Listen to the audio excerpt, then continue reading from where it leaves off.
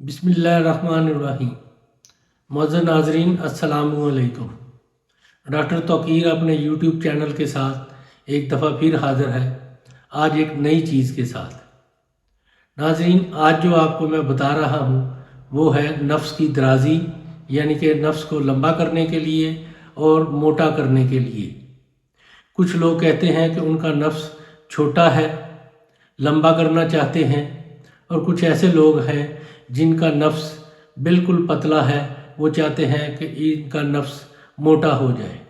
उनके लिए ये एक बेहतरीन अजीब नुस्खा लेकर आपके पास हाज़िर हूँ।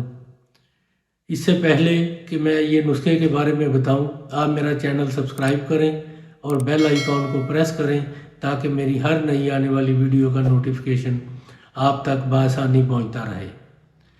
ये चीज़ है आकर करहा। आपने 7 माशा लेना है, प्याज का अरक 3 तोला, रोगन बिलसान 3 तोला, रोगन ज़ीत 3 तोला।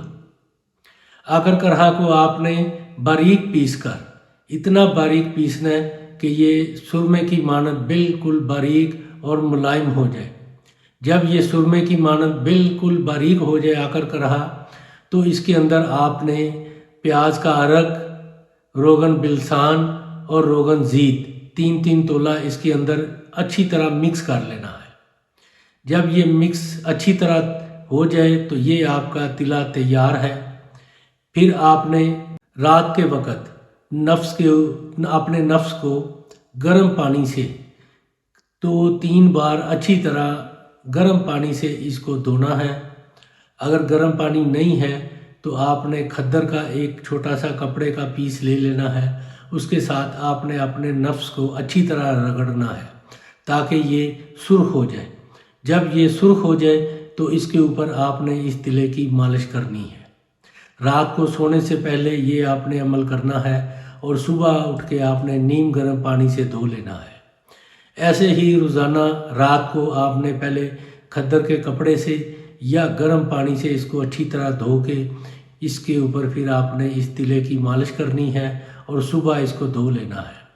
नाज़रीन, 10 मिनट तक आपने इसकी मालिश करनी है। ये तकरीबन आपने 10 से 15 दिन तक इसकी लगातार आपने मालिश करनी है। आप देखेंगे कि आपका नफ्स लंबा होगा और मोटा भी हो जाएगा।